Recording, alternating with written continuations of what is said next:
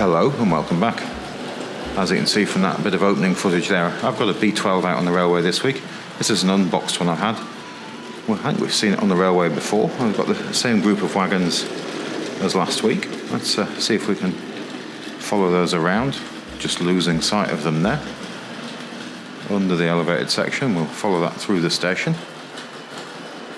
So I have managed to get the turntable plumbed in. I've been talking about this for quite some time, so that's all sort of up and running. So we'll get that B12 in a siding in a moment. We'll turn it around and we'll get that fired up. And you see we do have a light on in here. Not a light on, but it will illuminate when we press the button. And I did get a point, one of the Series 3 points, all wired up. So that's the first one running electrically. If I just run for the switch on that, we'll make that one curved. And then we make it straight. So that's the first one of the Series 3 points all wired up. And what else have we done? The button for the turntable. Let's have a look there. So I've got this button installed, although at some point I think I will move that over here with the other group of switches which will control the isolating track. So initially when I wired up the turntable, I didn't think I was going to get anything done. I just plonked it on this board for ease of use, and then I did find some more time and then went ahead and did these switches here and the associated wiring for the left hand point there off the main line and through the diamond crossing and into the turntable there. So let's just have a look. We've got all of this stuff down on the floor here, so there's still plenty of work to do under there. So let's just see if we can catch up with this B12 again. It's just beginning to slow a little. Let's have a look at that. So that's running sort of unattended at the moment. There we go. I suppose it's not doing too bad. I think you hear it come into the curves a little. There's a little bit of added extra friction when it's on the curves. And let's just give that the once around, and then we'll get some point work changed and see if we can have a little bit more fun with it. So round it goes. And it's going to disappear down there again.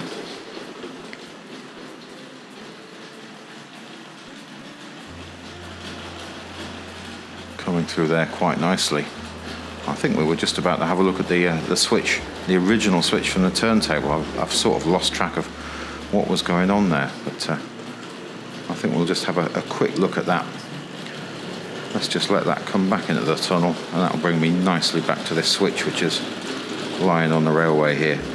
Yeah, so that is the original switch, and it would have had far too many connections. So connections from the power supply into the switch with those little pin connectors, and then connections from the switch back out to the turntable. So all far too unreliable, I think. So here are the instructions.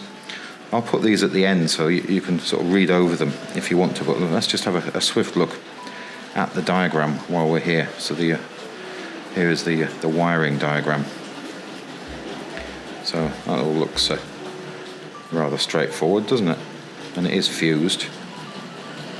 And there's sort of information there on how to clean up the motor. And if you have a look at the insert picture there, you can see from a previous video, you can see inside this turntable. So I'll leave a link to that in the description box.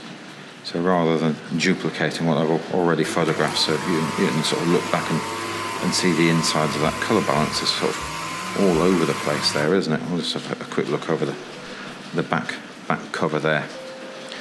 So I think this turntable was first announced in 1955. If you have a look at the insert picture there, you better see how it looked in the catalogue. Fairly accurate, but from what I read in Pat Hammond's book, the turntable didn't really show up for purchase in the stores until about 1957. I think possibly it took longer to develop than everybody had thought. So it does have the sort of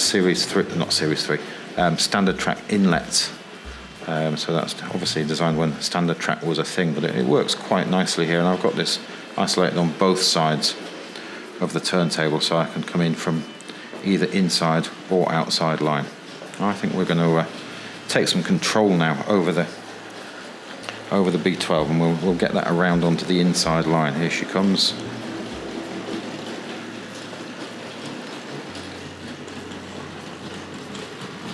Now it is a smoking version. You can see the wire running through underneath the boiler there. That should be a little bit better hidden than that, but the smoke element is removed. So let's see if we can grab the controls as we come along here.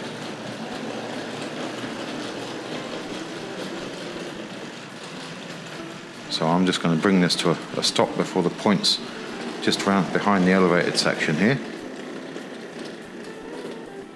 So let's get that stopped there, and let's bring that around onto the inside line. So that's going to come around here, and we want to come through here. So I'm going dizzy here, swapping my eyesight from the back of the camera to what I'm doing with my hands here. So that's going to come through here, and then we'll bring that onto the inside line there. Actually, I was playing with this earlier, so we'll close that one, and let's get rid of those instructions. And that's going to come around here. We're bound to have a derailment of some sort. There's far too much. I'm going to forget something. So I think if we bring that into the siding here, there we go. So that will be into the passing loop. It's not really a siding, is it? But you know what I mean. Right, let's grab some power and let's see if that will behave itself and come around there. So let's see if we can get up a little bit higher, and we'll give that some power, and then that'll come under there.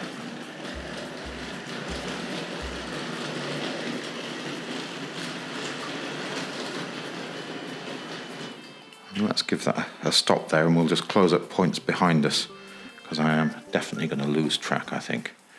We should just gently move over here, and we'll go for this one there. I haven't even thought about numbering. I have got some rough numbering on the 3 rail, which is all turned off today, but I haven't given a thought to how I'm going to make this lot work. I'll have a bit more of a think about that. So let's give that some power. Let's see if we can bring this round into the passing loop.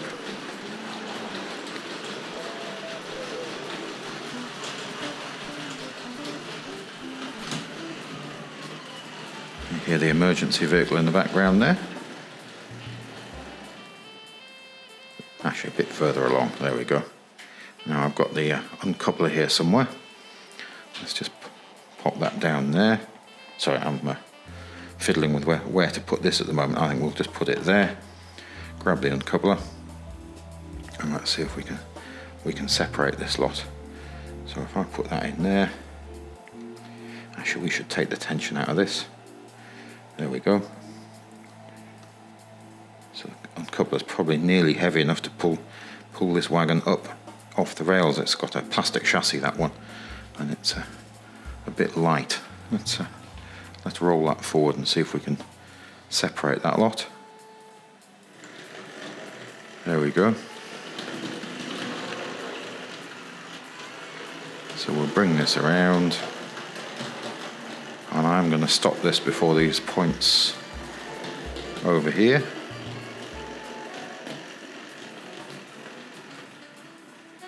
There. Right, now I'm just going to turn back around, and we're going to close up the points here so we don't run into these wagons later on, because we're going to pick up another train of wagons instead of these ones. So let's close that one, and we'll just take that off there. There we go. So some lovely looking wagons, all sort of early to mid 60s type wagons. Some of these have metal bases, some of them have plastic bases, some open axle boxes. I think that one might be from possibly from a starter set without any bad branding on it at all. So yeah, lovely group. Let's just close that. So we're going to switch the point work here. I should have picked up the controller again, and we should be able to run up onto the turntable now, and we'll get that turned around. So let's just grab this.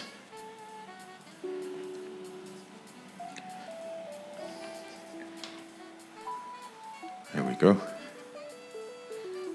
So we'll give that a little power.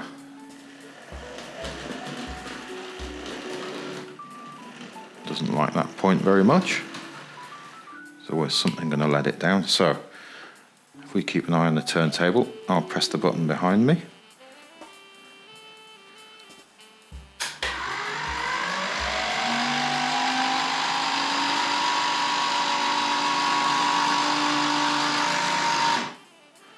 And then we'll roll that off the turntable. So let's give that a little bit of power. Will I get it in the correct direction though?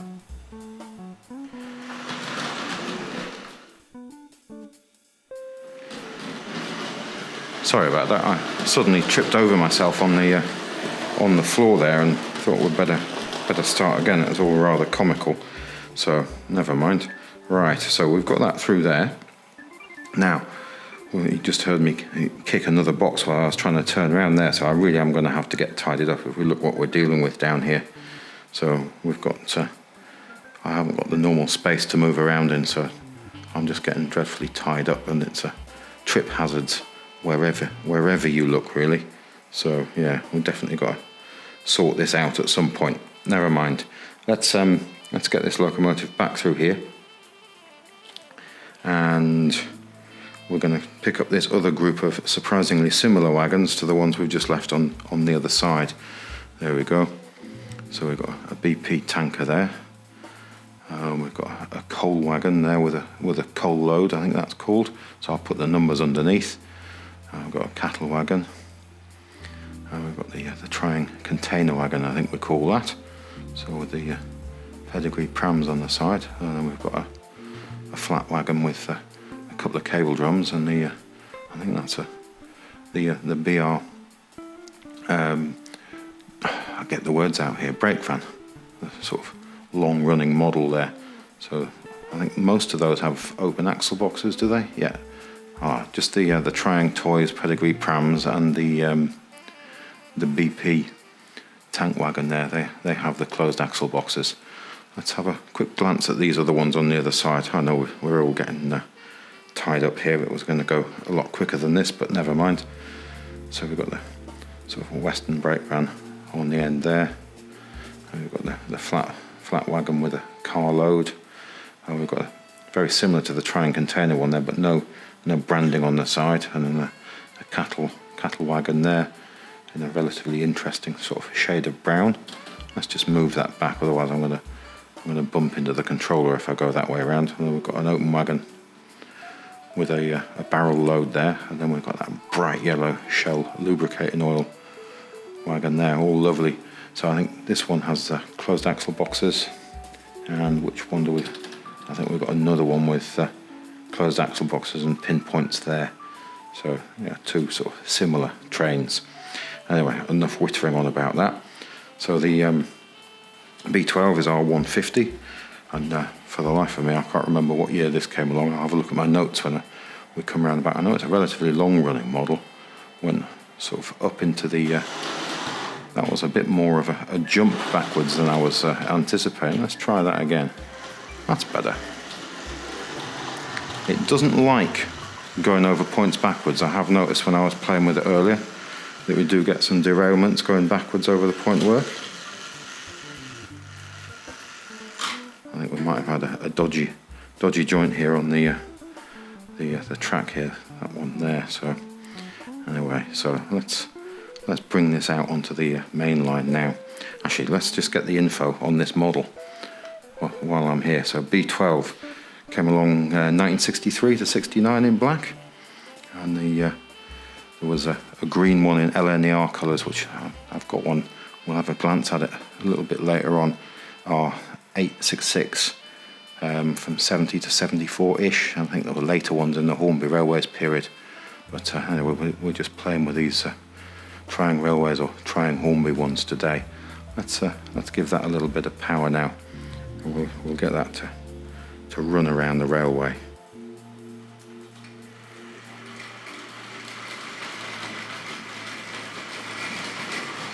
Slight hesitation there, slight hesitation there. And then we'll get that. Just stop it there. So some of that point work there will improve. Whilst the outside line is predominantly pinned down now, this siding here is all loose, so it is susceptible to moving around, and the joints, the fish plates aren't all worked up yet. So especially these ones back there, this one was laid down in haste a long time ago and has just stood there.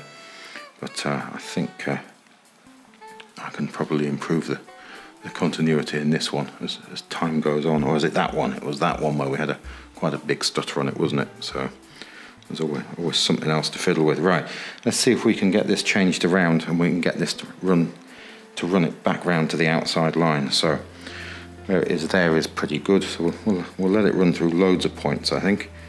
So let's come through here. We'll take it the long way around behind the sidings and the turntable. Where are we? Yeah, we're coming around here. So this one we want to switch. That one switched. And then let's get this one through there. Again, this is just playing with the toy trains and working out how the layout I've been putting together is beginning to work. And the interesting things that we'll be able to do with it. So here we go, another noisy motorcycle in the background there. I don't know whether you can hear that. So let's give that a little bit of power. Try and remember to turn this in the correct direction.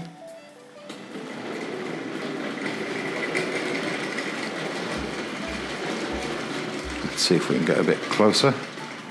Get the whole train in. Yeah, so no additional feeds into that section round there. That's all just fed through from the points off the inside line. And then we'll run back out onto the outside.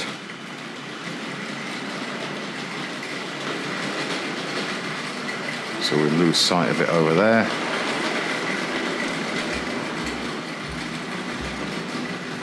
And then we'll just bring that to a stop there, and I'm going to close up some points now, I think.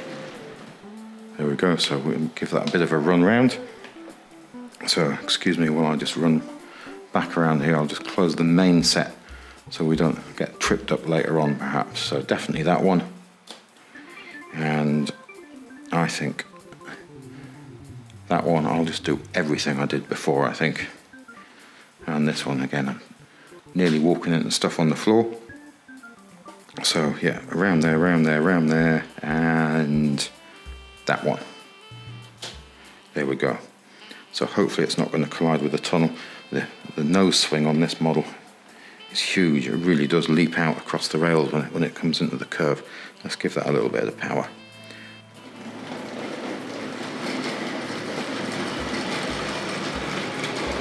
Lovely rattle coming off those wagons. Whoops.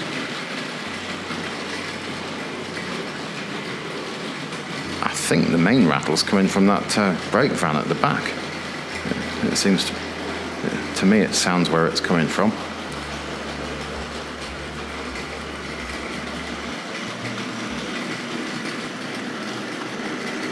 See that coal load there in that open wagon? Yeah, definitely. I think that's coming from that brake van at the back there. Might step back a bit.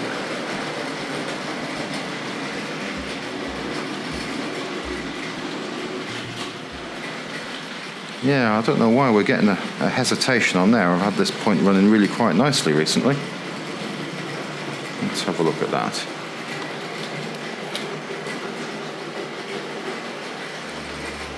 So let's get this one coming back around from the other side.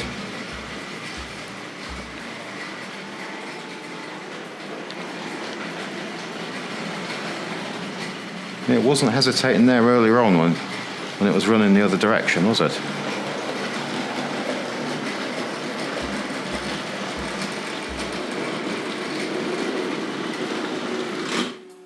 Yeah, look at that. It really doesn't like that, does it? So we had that running really beautifully earlier on. Let's roll this backwards.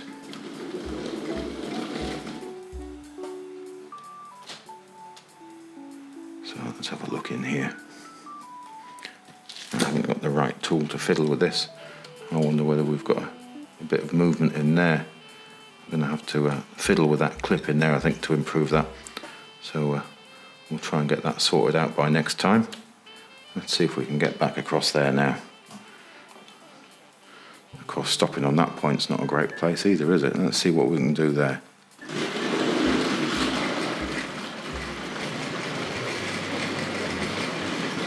So let's bring that around to a stop, and we'll just have a look at this other LNER one that I've got sitting in a box here. Oh, and another item sitting in a box I've forgotten all about. So let's get that around there.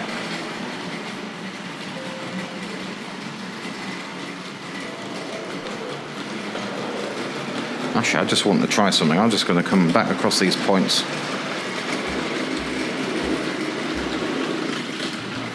And I want to roll across it the other direction.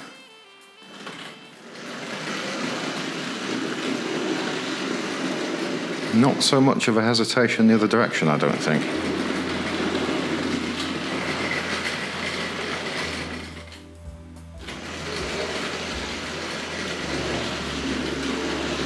Yeah, interesting.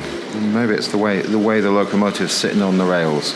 Anyway, I don't think we'll spend too long going backwards with this lot, because it really is sort of asking for trouble. But I think maybe we will just take that just that little bit further backwards there, so we can see it. So let's have a glance down here. So where are we? Here we go. So I have this in a weak moment a couple of years ago. I bought this. This is a B12, an assembly pack, and I can't remember the number of this. It's very, very faded on the end. You can just see some printing there if you look very, very closely. And I think the other end may be in similar condition. So the packaging is partially split. There we can just see B12 class locomotive, and the catalogue number up there, R389. I'm guessing there. I don't know whether you can see that. Let's see how close we can get in up there. So it does have a smoke unit. And you can see the packaging has suffered. So what I'm going to do now, because I can't do this one-handed, is we'll just cut from this for a second. I'll remove it from this lovely cardboard sleeve, and we'll have a quick look over that. So there it is, out of the packaging. Well, the cardboard sleeve's off it anyway. You can see the cellophane wrapper is nearly intact. You can see there's a split like there is on the ends just across there. So some rather interesting items in here. So there's the catalogue number 389. B12 class locomotive and tender. So I think originally this model was sold with the locomotive and tender separately in the early 60s. Tender would be R39. Let's have a look at that. What else does it say there? Pack contains pre-finished and painted parts in metal, plastic, plus assembly instructions. I'm reading this in the wrong order, of course. Absolutely complete, no painting or soldering. So there you can make your own locomotive. So it's a rather lovely thing. Definitely was a moment of weakness to buy this, really, but I sort of figured I should have one of these untouched in the collection, perhaps. So I've got a couple of other CKD items or assembly set items, but they've already been built. So there's the XO4 type motor in there. You've got wheels, and there's a piece of foam in there which I think would have gone in the tender for sound deadening. It appears to have some sort of growth on it there, those sort of white spores, possibly not terribly nice. So yeah, and we've got crew down there. We've got some wiring and so on just down there. I think there may have been a little screwdriver in here somewhere as well. It's hiding as a smoke unit, and the sort of the material to soak up the oil there. I think the screwdriver. And there's a weight there for the tender. Let's see if we can just get that around there again. You can see the weight under the wheels for the tender and all the axles. And there's the front bogie. And I think, yeah, there's a screwdriver in the bottom right of picture there. You can see the sort of like a yellow handle. And underneath the crew there. Now, I want to show you the back of the box, but I don't really want to turn it over and put weight on the other side too much. Let's see if we can just look down the other side there. You can see the lovely images on the back there, the other items from the CKD range. I'm not going to turn that completely over because I don't want these items to come through the cellophane. But I think that was quite a lovely item. But I'm not sure I'll purchase another one from the range. It's a bit of a luxury item, that one. Let's just pop that one down there, or over here in a place of safety, I think, just for now. Just want to have a quick look at something else. So I said I'd nearly forgotten about that one. Let's put the cardboard sleeve over there. It's all that fiddling with the locomotive and hesitating on the points. So let's have a look down here. So I mentioned we've got an R B12. Let's see if we can get this one out. This is a sort of late 60s, sorry, probably 70s, early 70s, this one. Let's have a look what we've got here. So there's no instructions with this.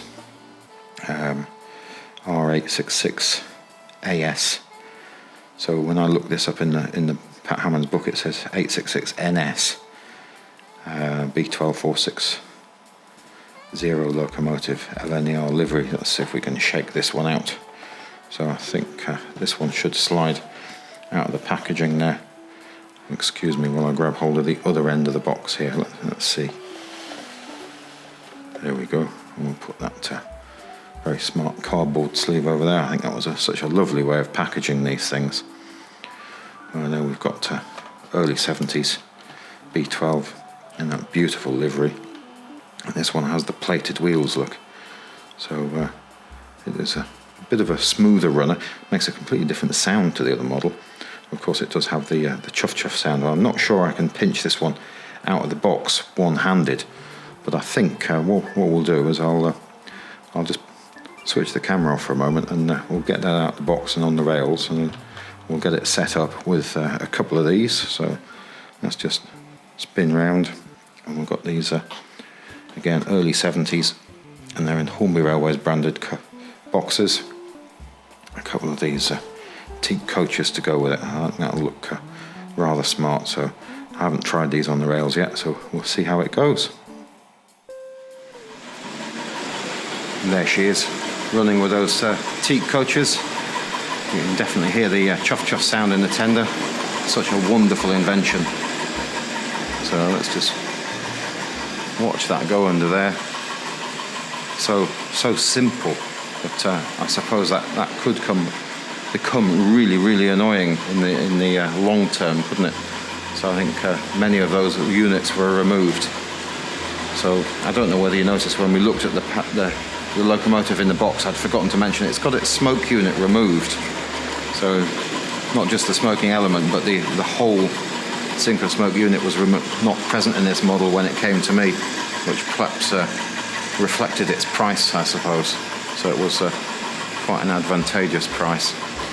So the roofs of those coaches definitely burn out a little, don't they? I'm going to take a little bit of power out of that, because it's since I've turned that on, that's definitely picking up a little bit of pace. And so is the black B12, so they tend to pick up a bit of pace once they get sort of settled in and running. Let's take a little bit out of that. There, let's see if that settles like that. Let's pop down here. I was going to calm down the black B12, but I haven't done so. Let's just let that run around there. And we'll just take a bit of power off the black B12 while we're at it. So let's just take a notch out of there and see how we do. You can hear the LNER B12 when it goes through that tunnel. It goes much, much quieter. There we go. Let's see how that does coming around there. So I think we'll just follow those around just the once. I'm nearly tripping over that box behind me there. And the sunshine seems to have just come out and blazing through the window. So it's a very, very sunny afternoon here. 2nd of April we're on today. So hopefully the weather's going to begin to get a little bit better. You can see there through the blinds, not streaming, but definitely enough to make an impression of the blinds on the wall. So let's just have a quick look at the ends of these boxes for the coaches. So they're Hornby Railways coaches, so look very early 70s to me. So there's the coach, R24 or O24, it's sort of written there in pencil or pen. And there we go, let's have a look at that one. And then we've got R.25 for the brake. So let's just pop that down there. And I think we'll bring this lot to a stop now, and we'll have a quick look over. I've lost sight of that locomotive altogether there. So let's get the black B12. Let's see if we can bring this into rest here, just in front of us here. Nice gentle stop there. Now we can hear that chuff chuff sound in the background there. Let's see if we can catch up with that. So it should be coming in the left of shot there. Try not to move too quickly.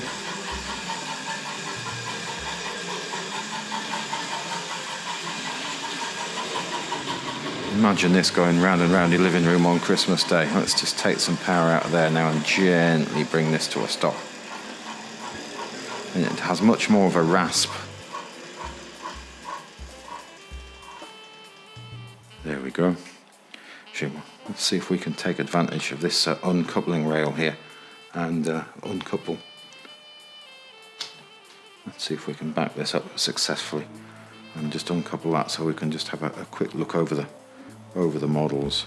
A bit more of a charge backwards than I was anticipating, but it's definitely done the trick. Let's just creep forwards there. So what I'm going to do is I'm going to unhook the tender so we can see what the locomotive sounds like by itself. So let's just give that a little bit of a run forwards.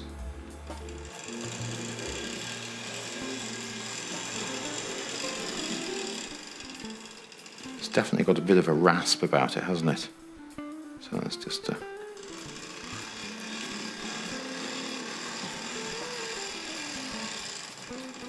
possibly not the best place to stop it there. So let's just pull these items off the rails and we'll have a quick look over them. So I'll leave a little bit of footage at the end of this on the rolling road so you can see the inside of it without its smoke unit. So let's just give this a run here.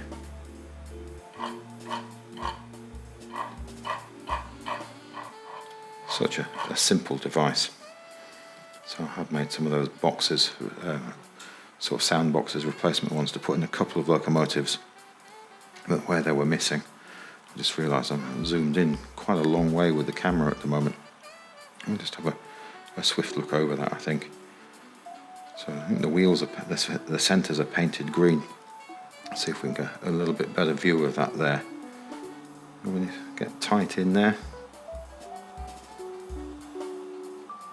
so there's a few marks in the varnish, so probably the effect of age. I don't think it's had that much time on the rails by the looks of it. If you see underneath there, I don't know whether that green paint splodged around down there or whether that is black paint scraped off a green moulding. I think it might be black paint scraped off a green moulding by the looks of it. So yeah, really quite a pretty thing. Let's pop that down. Let's grab the old locomotive here and just have a quick look over it. So if I just tip that over. So again, quite a shiny thing. And again, there's marks in the varnish. There's lovely plated wheels. I do have another one of these, which you'll have probably seen in an earlier video. It's got the steel tyres on it rather than the plated wheels. So also a really lovely thing. A slightly deeper green, not quite as vibrant as this one. So yeah, it's just quite a pretty thing, this. So let's just roll around the front of it. Let's see if we can have a look over the front of there. Quite a nice thing. I keep saying that, but it is. And of course, without the smoke unit in it there, you can see straight under through the gap under the boiler there. So yeah, let's see if we can have a quick look in the end of that cab. It's always difficult. Ah, there we go. We've got a little bit of detail in there. Usually there's so much in shadow you can't quite see in there. But I think that's probably it. It's got a little bit of a chunk missing out of the bottom of underneath the get the words out, underneath the securing screw there. So then the black one's got a split there in the bodywork. I don't think I've got one of these that doesn't have a split underneath the securing screw there. But yeah, rather great thing. So I hope you've enjoyed the video. Thanks again for watching. It really is hugely appreciated, and it really was about time that I got that turntable all plumbed in. I'm rather pleased with it. I think I'm going to have some nice fun with that. We'll see if we can get a few models on there in the coming weeks, and we'll turn a few things around. Goodbye now.